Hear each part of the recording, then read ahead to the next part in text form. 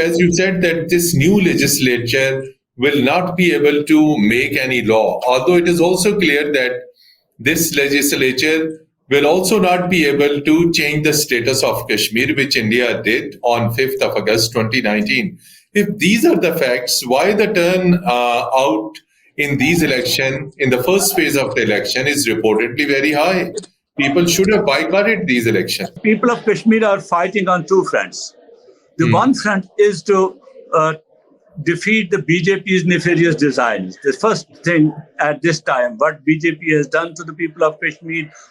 The second thing is for the people of Kashmir is also to resonate with the right to self-determination, that which is their main goal to achieve. When these all controversial decisions were made by the Indian government, why United Nations did not move? United Nations, as if now, has neither done any action against India, that's true, but it has not accepted the Indian claims. It has not given any assent to what India has done on August 5th, 2019.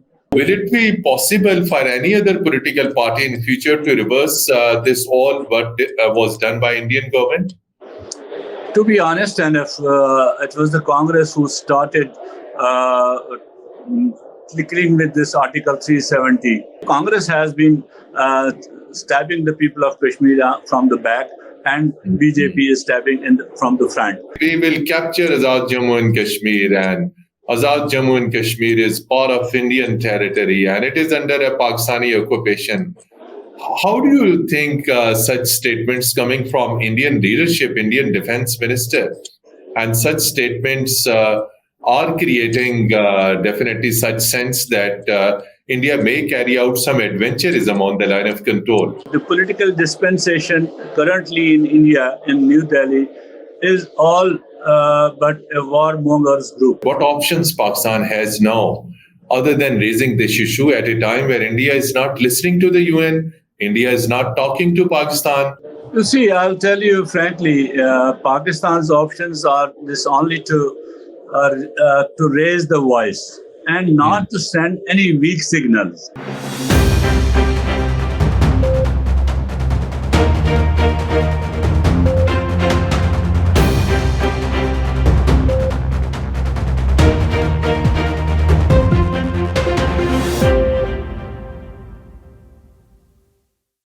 Bismillahirrahmanirrahim. Hello and welcome to program Insight in B News English.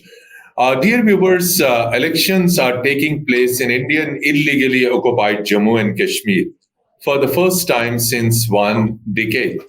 And last elections in Jammu and Kashmir, which is under India's illegal occupation, took place in 2014.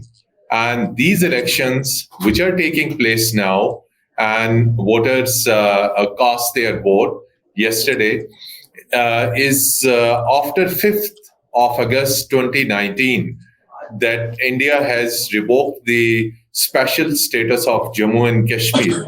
So these elections are taking place after the new status of Indian illegally occupied Jammu and Kashmir. And that was done, as I said, on 5th of August 2019. So these elections are quite significant. And as far as Pakistan is concerned, Pakistan has rejected these elections. And Pakistani President Asif Ali Zardari held a meeting with the delegation of Kashmiri refugees and said Pakistan reject these elections. Same was the stance by Pakistani Foreign Office, which also rejected these elections. So to discuss these elections, which are taking place now in a new status of Jammu and Kashmir, as per India's claim, but Kashmiris and the people of Kashmir, whether do they accept these elections or whether they reject these elections, what is actually this election story? To discuss this elections which are taking place in Indian illegally occupied Jammu and Kashmir, whose results will be announced on 8th of October. And before results announced, elections will be taking place in 3 different phases. To discuss this all and to understand the story of Jammu and Kashmir elections, we are joined by renowned scholar, expert of international affairs, expert of Kashmir affairs, executive director of the Kashmir Institute of International Relations, and a prominent activist of Jammu and Kashmir, Mr. Altaf Wani. Mr. Altaf Wani, very warm welcome to program Insight in V News English. Tell us, our viewers, why the people of Jammu and Kashmir, particularly the political party that is called Hurriyat Conference and all other leaders who have been struggling for the freedom of Jammu and Kashmir from Indian occupation, they are opposed to these elections. First, tell our viewers the elections which are taking place under the new setup and why people of Jammu and Kashmir and particularly the Hurriyat leaders are opposing it. Thank you very much for having me in this show. Actually, the elections which are being held in occupied Kashmir is not a new phenomenon, though after the abrogation of Article 370 and 35A, when governors ruled for more than 8 years, now the Indian government is conducting these elections. These elections have been conducted in occupied Kashmir there have been 12 elections way back, and this is the 13th one. Why the Hurriyat and the pro-freedom leaders reject this? Because we think that according to the United Nations Security Council resolution, Kashmir is a disputed territory, and under the UN resolution 47 of 1948, 51 of 1948, 91 of 51, and 122 of 1957. There can any assembly convened in any part of Jammu and Kashmir cannot decide the future of the people of Jammu and Kashmir as a whole. It is the people of Jammu and Kashmir who will decide their political future through free and fair plebiscite. This is the one thing, this is the legality of it, because internationally, by virtue of United Nations Security Council resolutions, Kashmir is a disputed territory, and holding elections under the Indian Constitution are never acceptable to the Hurriyat and others.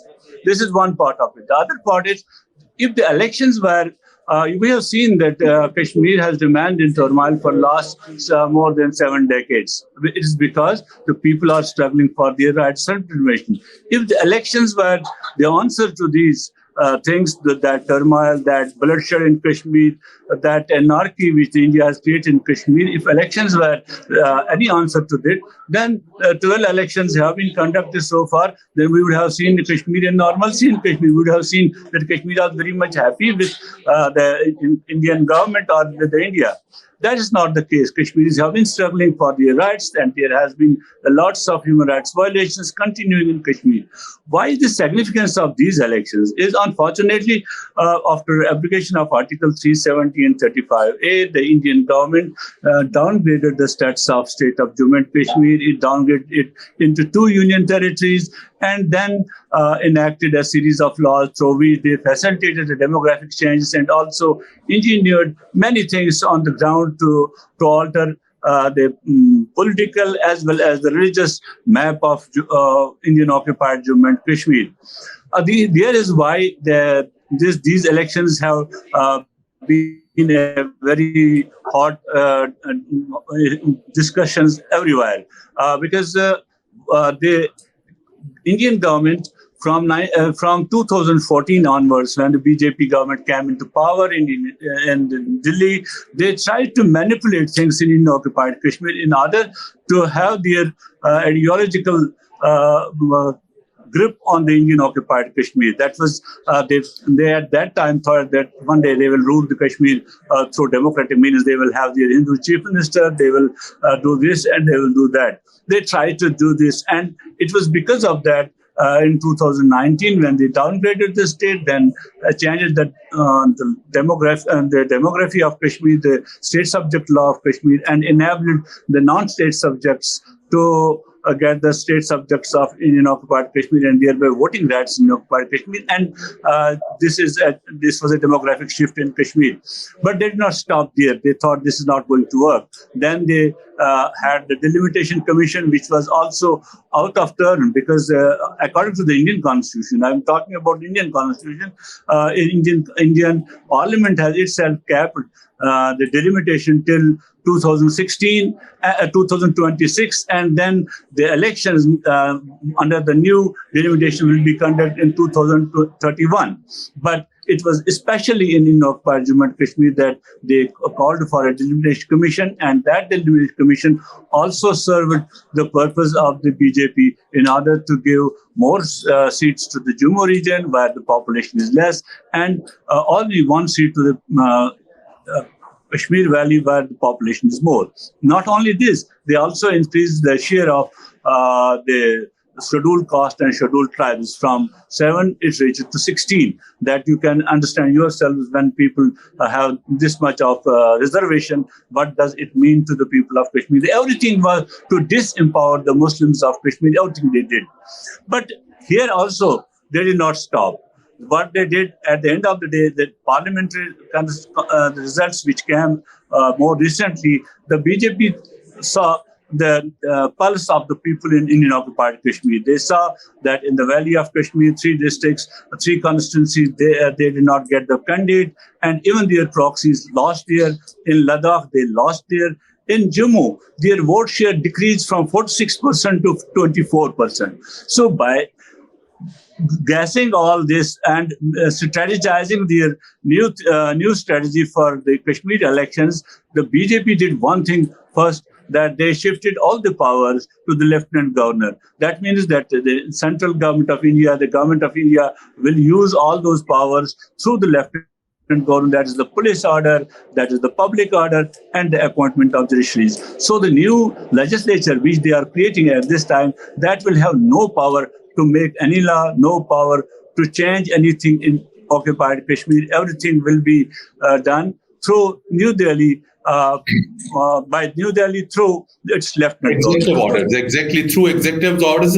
Wani Sahib, as you said, that this new legislature will not be able to make any law, although it is also clear that this legislature will also not be able to change the status of Kashmir, which India did on 5th of August 2019. If these are the facts, why the turnout in these elections, in the first phase of the election, is reportedly very high? People should have boycotted these elections. No, you see, people of Kashmir are fighting on 2 fronts. The one front is to defeat the BJP's nefarious designs. The first thing at this time, what BJP has done to the people of Kashmir, how they are disempowering the people of the Muslims of Kashmir, how they have been changing the norms in Kashmir, how they change the demography, and then they are trying to introduce their agenda of Hindutva in Kashmir. We have seen that BJP's design is mechanization in Kashmir is to make a Kashmir Hindu land. So the first and foremost thing for the people of Kashmir this time is to look at the BJP's nefarious designs, which they showed BJP in the parliamentary elections also. The second thing is for the people of Kashmir is also to resonate with the right to self-determination, that which is their main goal to achieve. And for that purpose, they have seen for last 5 years, after the application of Article 370 and 35A, there was total calm down on any of the political activities. There was no right to freedom of assembly, of expression. People were, all the Hurriyat leaders, they are under incarceration. They have been booked under these terrorist laws like UAP and others. But even those mainstream, those politicians who are contesting these elections, they were not allowed to freely to move or to have some gatherings there. So this is expression of the people. You can see what are the slogans on ground. It is "Ye mulk hamara hai, iska faisla hum karenge." This is our land, we will decide it. And so this expression on the streets of Srinagar is again a no to India. It's again a no to Indian politics. It's again a no to Indian mechanization. It's again no to the Indian state repression or the army repression which they had carried out in Kashmir for the last 7 decades. Altaf Wani Sahib, this going back to 5th August 2019, extraordinary decision by the Indian government by revoking the special status of Jammu and Kashmir. Jammu and Kashmir, as you said also, and it is the fact that it remains on the agenda of United Nations Security Council. It remains as an issue, unresolved issue on UN General Assembly resolution. So the question arises that when these all controversial decisions were made by the Indian government, why United Nations did not move? Why there have been no reaction by the United Nations? Because it is the body which maintains global peace and security, and knowing that our special status was being revoked. So your comments, as far as no action by the United Nations was taken. You see, United Nations doesn't take actions of its own. You know, United Nations doesn't have its own army to take any action, or that for that purpose, this Human Rights Council doesn't have that army to take any question. What is the place? But they can build pressure as well, exactly. Yeah, there is Security Council, unfortunately, which has the deciding powers, which can make things. And the polarization in the current world, you have seen how that is working currently. Why the people, if the United Nations did not say anything or did not take any action against India, but United Nations did not approve the Indian illegal actions. None of the statements from the United Nations or any of the office has approved these illegal actions by the Indian government. On the other contrary, we have seen the lots of communications from the Office of the High Commissioner to the Government of India regarding the situation in Kashmir, and also that High Commissioner, after so many times saying that the right to celebration of people of Jammu and Kashmir is intact. It is not gone old, what India says time and again. So the United Nations, as if now, has neither done any action against India, that's true, but it has not accepted the Indian claims. It has not given any assent to what India has done on August 5th, 2019. Well, this is correct that United Nations, neither UN Security Council, nor UN General Assembly, and nor this United Nations Human Rights Council, which is based in Geneva, accepted these all actions which were taken by the Indian government on 5th of August 2019. So, Altaf Wani Sahab, so in 3 phases, these elections which are taking place in Indian illegally occupied Jammu and Kashmir. So, and as you already commented, that this legislature will not be in a position to introduce any law, to do anything, then again question arises, then what this legislature will do in the future? Because legislature usually reflects the sentiments and the representation of the people, elected by the people. If this legislature is not going to do anything, then what will be its future? It's just a legislature. It will be just a legislature. The people will be as rubber stamps used by the Indian government. It will be only a debating club? To me, it will not be even a debating club also, because these people will be only used to what India has done so far illegally, unconstitutionally in occupied Kashmir. They have not taken the people of Kashmir into confidence while taking away their autonomy, while revoking the Article 370 or 35A, while transferring the powers to the Lieutenant Governor and all these, while changing the domicile laws and many other laws which the Indian government, about 800 new and old laws changed and then incorporated in this in Jammu and Kashmir. This is a huge task which India has done. So these people will have no right to debate on that. They will not debate on that. But unfortunately, the Indian government might use them to give assent to those laws. Because at the end of the day, the government of India does want that now it is seen as per today, they are claiming on the ground, whosoever is contesting the election, except for BJP, all are telling that we are going to do this, we are going to do that, we are going to revoke the what India has done on August 5th, 2019. We are going to take the measures which will be beneficial for the people of Kashmir. But looking at the history, we have seen in past the legislatures which came into being previously, we have seen the people like Sheikh Mohammed Abdullah, the tallest leader in Kashmir once upon a time. In his regime, we could see that most of the articles from Article 370 were taken away, and the government of India had been given the orders to make laws on that. And there were only 2 of the schedules on which the state legislature was able to make laws. Now, these people, now we see how much powerful these people are, how much they have the people's faith and all that. It is to be seen. I can say for sure they will be only used as rubber stamps and puppets as they have been in past.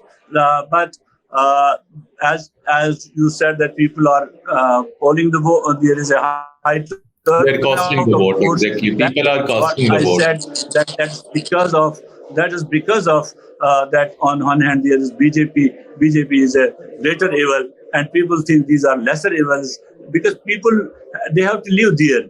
They have to live there. It's not if they won't vote, they will have to pay the price for that. India previously used, I always say, they previously used mercenaries to suppress the people's will in different areas, along with the Indian army, and gave those mercenaries all the impunity which they had.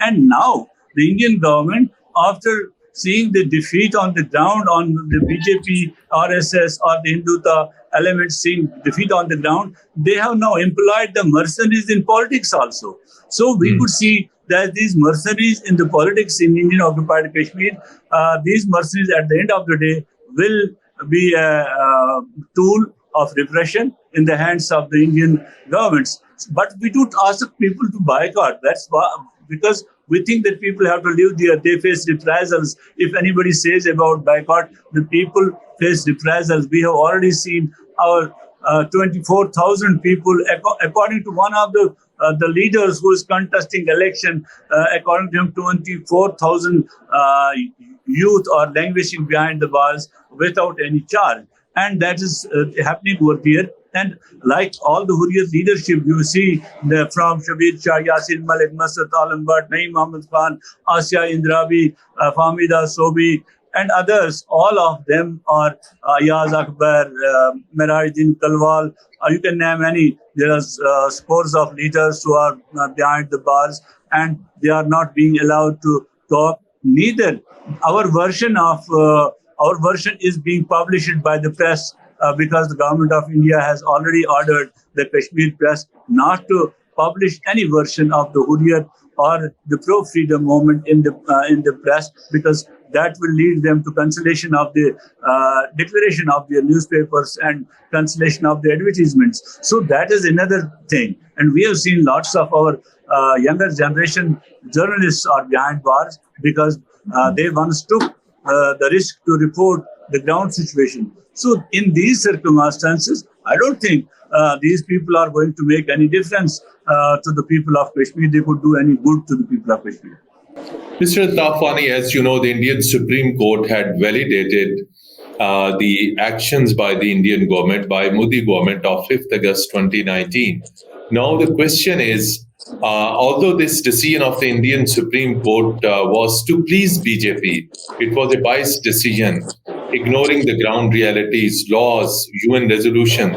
So what do you think, despite this validation of this controversial decision by the Indian government, which was validated by Indian Supreme Court, what do you think in future, if any other political party comes into power, and we can say openly, if Congress comes into the power, Congress has a different view and approach towards Jammu and Kashmir issue. So will it be possible for any other political party in future to reverse this all what was done by Indian government? To be honest, and if it was the Congress who started tinkering with this Article 370 in our early days also. Even Pandit Jawaharlal Nehru, who was the main architect of this, but then he said we will deal with it. So Congress has been stabbing the people of Kashmir from the back, and BJP is stabbing from the front. So there is no difference for us whether it is Congress, whether it is BJP in power in India. Though today in these elections, in order to garner the support of Kashmiri voters in Kashmir and also in Jammu, I'll tell you one amazing thing, that at that time when this article was abrogated, at that time the Dogras of Jammu and Hindus of Jammu celebrated. But now they are the worst victims of it, because all those people coming from the mainland India, they are taking lands in Jammu, they are taking the business of the people of Jammutis. So Jammu people are more worried about it. So that is why BJP's vote count from 46 came down from 46 to 24%. So what the Congress says currently, or the others say, that is only to get the sympathy of voters. That is because the voters want that these articles which have been revoked, they should be re-established. Their identity should be restored. So that is why they are talking about it. When practically talking about it, when Sheikh Abdullah got the Indira Abdullah Accord, which in 1974, Sheikh Abdullah came into power. It's through an accord, but after some time, after a few months or 2 months, it was that there was the Congress itself tabled a no confidence motion against Sheikh Mohammed Abdullah.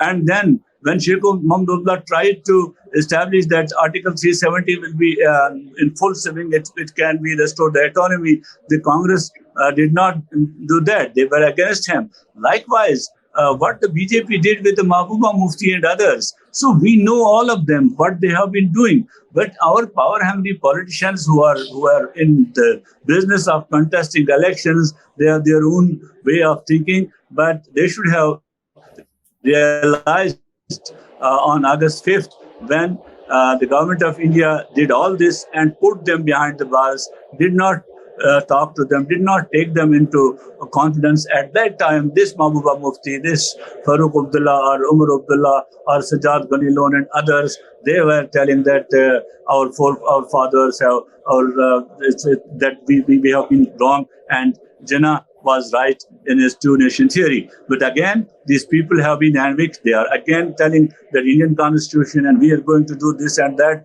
And under the Indian Constitution, we are going to change these articles and go back to August 5th, 2019 position. But I don't think that's going to happen because of these people. These people don't have that much in it. It's only to handpick the people of Kashmir. Mr. Wani, in October this year, Pakistan will be hosting Shanghai Cooperation Organization Heads of Government Summit. And Pakistan has extended invitation to the prime ministers, to the heads of the governments of all members of the Shanghai Cooperation Organization, including Prime Minister of Russia, Prime Minister, Premier, which we call Premier of China, and the Prime Minister of India and other heads of the government. What do you think that will Indian Prime Minister Modi will make it to this heads of the government summit of SCO in Islamabad? And if he doesn't come, what do you think Indian Foreign Minister may come and attend this?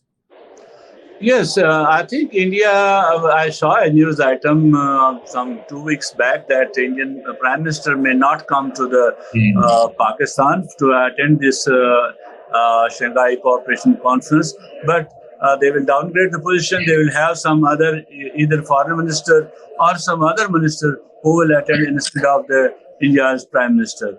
That shows that India's intransigence on what we have been talking about, that dialogue between India and Pakistan to resolve all the problems, including that of Kashmir.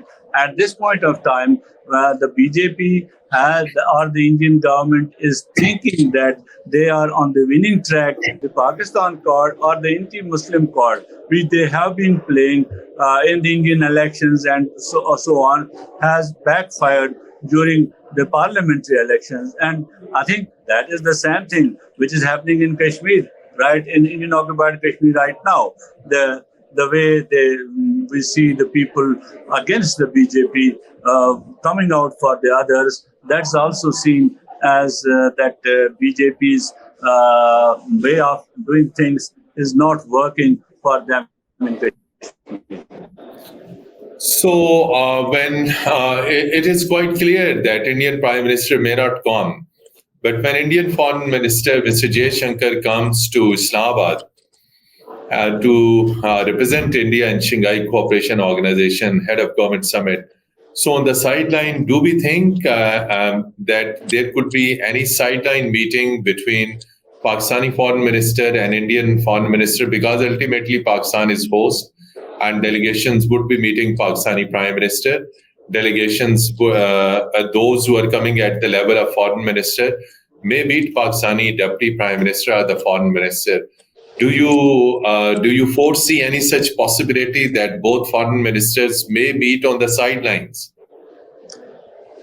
I think if Jaishankar is a very shrewd politician, he's a very shrewd diplomat. He knows the cost of each and everything, what to do, what not to do. And we have been seeing him how he is speaking against Pakistan at each and every forum. Will he take this opportunity to meet the Pakistani Foreign Minister or Deputy Prime Minister of Pakistan? Will he take the opportunity to meet the Prime Minister of Pakistan? It is a $1 million question, because you don't know about the Indian politics. Indian politics is very much tricky. Their intentions, exactly. They don't show any intention. They won't say that we will do this and that. Maybe at the last hour they may do it or they may not do it. So another important thing is that there have been a series of statements coming from Indian political leadership, particularly Rajnath Singh. Over the last 3 months, he has been continuously issuing threatening statements, provocative statements, that we will capture Azad Jammu and Kashmir, and Azad Jammu and Kashmir is part of Indian territory and it is under a Pakistani occupation. How do you think such statements coming from Indian leadership, Indian Defense Minister, and such statements are creating definitely such sense that India may carry out some adventurism on the line of control? So, Indian or political leadership, the political dispensation currently in India, in New Delhi, is all but a warmongers group. They have been doing it. Rajnath Singh during the parliamentary elections, and even before that, he's stated like this, and he has been stating like this. And during the elections, even Modi went to his frustration was so high. He himself in Ladakh and other places said, "Ghar mein ghus ke marenge," and like these things which he uttered. So that shows the India's frustration. On one hand, India has been trying to tell the international community that there is everything smooth and normal in occupied Kashmir. The people of Kashmir are very much happy with the abrogation of Article 370, 35A. They are very much happy with the government of India. Indian government has done so much of development in Kashmir. They are selling that to the international community. But unfortunately, on one hand, there are no takers at international level, and on the ground situation is totally different.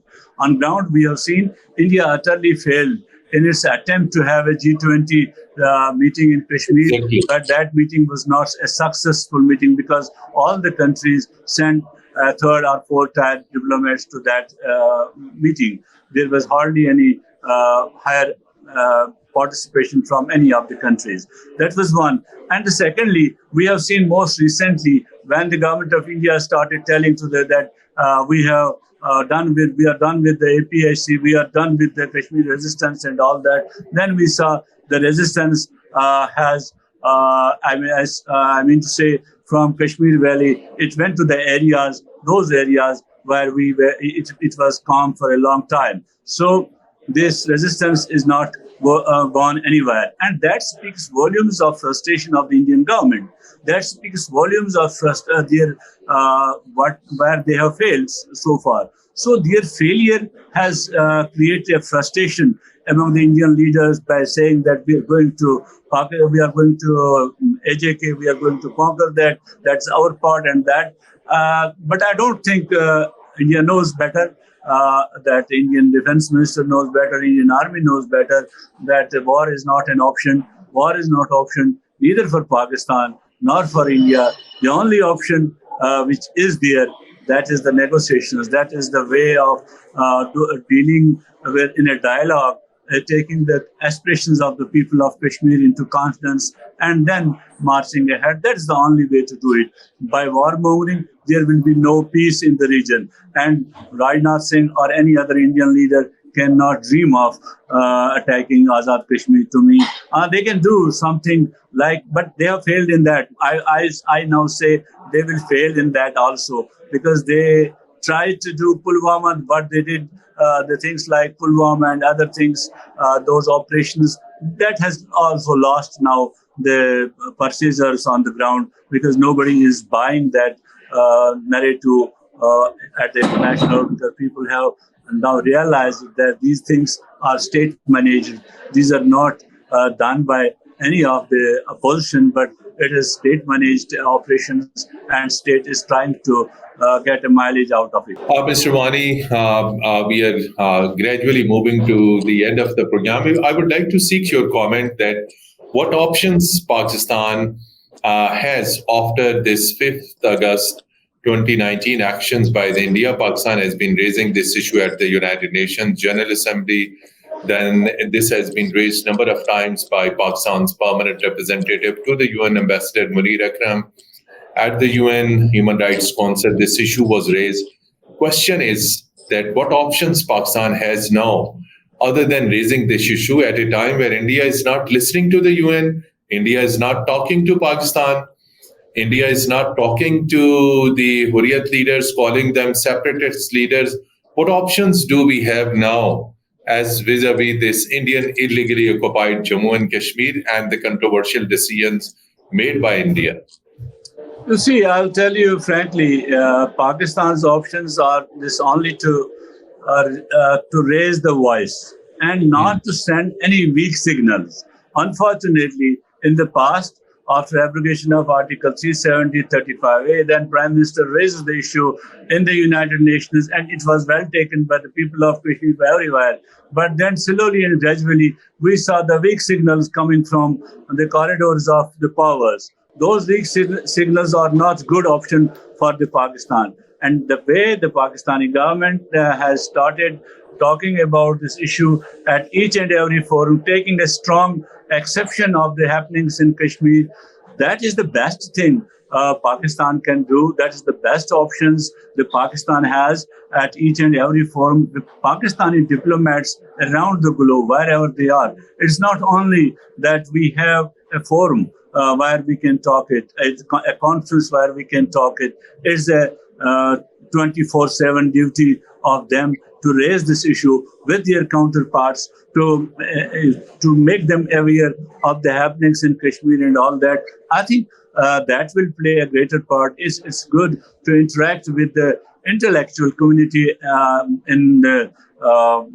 different parts of the world, especially in Europe, America, and other places, to see their local community. Not the Pakistani community is not enough to me. They are doing good. Pakistani and Kashmiri diaspora, they are doing whatever they can, but it's not meeting them. It is that is to preach the preacher, but we have to preach the civil society of the Europe. We will have to preach to reach out to the civil society in the United Nations, and that is where Pakistani missions can do a great deal by organizing these things. And on the other hand, Pakistan will have to, I'll say this, to show the world that Pakistan is a peace-loving nation.